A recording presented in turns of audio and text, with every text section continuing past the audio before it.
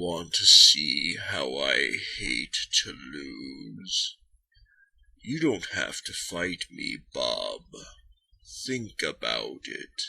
We could be a great team. Your choice. As usual, they'll all do so badly inside this game. How gratifying. I want 3 legions in the sector to watch for Bob. He'll try to get in. Sorry, Bob, you can't play any games until you finish your work with me. I found someone else to deliver my packages. I've always wanted to do that. Bob, if this was a game, I could end it right now, but I won't. Trust me. I'd like to share a revelation that I've had during my time here. It came to me when I tried to classify your species, and I realized that you're not actually mammals. Every mammal on this planet instinctively develops a natural equilibrium with the surrounding environment, but you humans do not. You move to an area and you multiply and multiply until every natural resource is consumed, and the only way you can survive is to spread to another area. There is another organism on this planet that follows the same pattern. Do you know what it is? A virus. Human beings are a disease, a cancer of this planet. You're a plague, and we are the cure.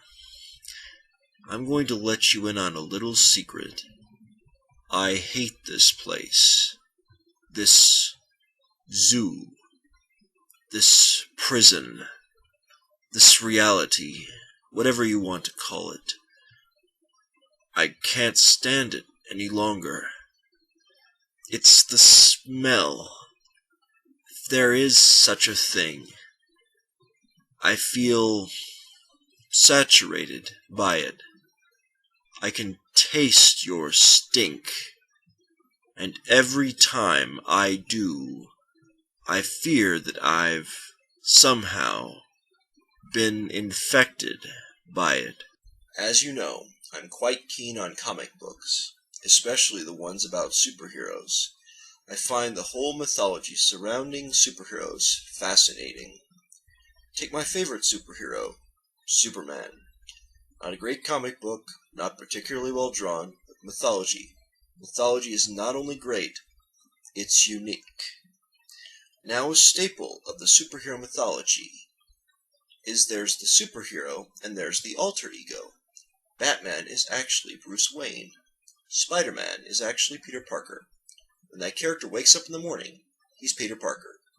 He has to put on a costume to become Spider-Man. It is in that characteristic Superman stands alone. Superman didn't become Superman. Superman was born Superman. When Superman wakes up in the morning, he's Superman. His alter ego is Clark Kent. His outfit with a big red S, that's the blanket he was wrapped up in as a baby when the Kents found him. Those are his clothes. What Kent wears, the glasses, the business suit, that's the costume. That's the costume Superman wears to blend in with us. Clark Kent is how Superman views us. And what are the characteristics of Clark Kent? He's weak, he's unsure of himself, he's a coward. Clark Kent is Superman's critique on the whole human race. Sort of like Beatrix Kiddo and Mrs. Tommy Plimpton. More sarcasm.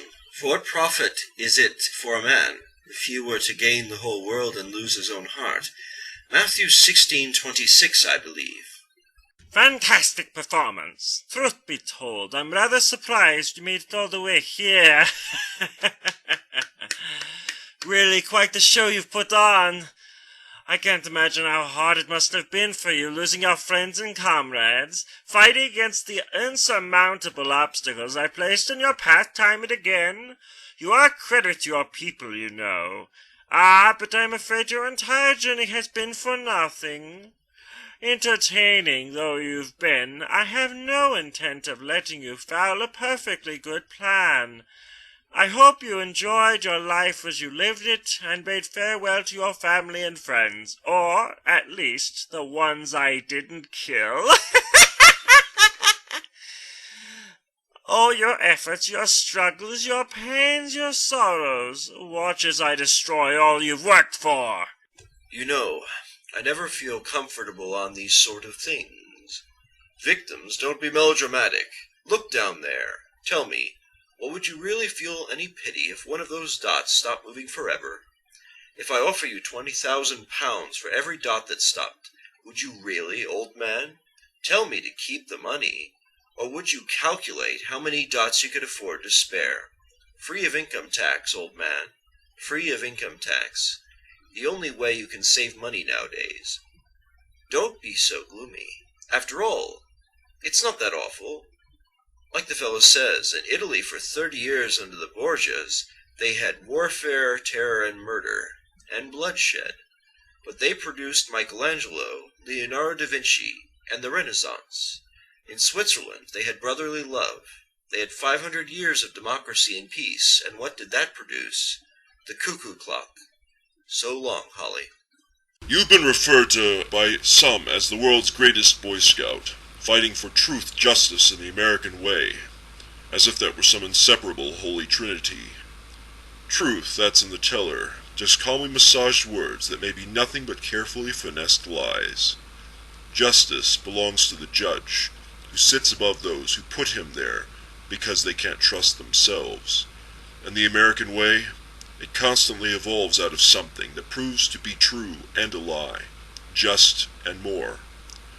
All men are created equal. All men are created equal. All men. You are not a man, but they have made you their hero, and they worship you. So tell me, what redemption do you offer them?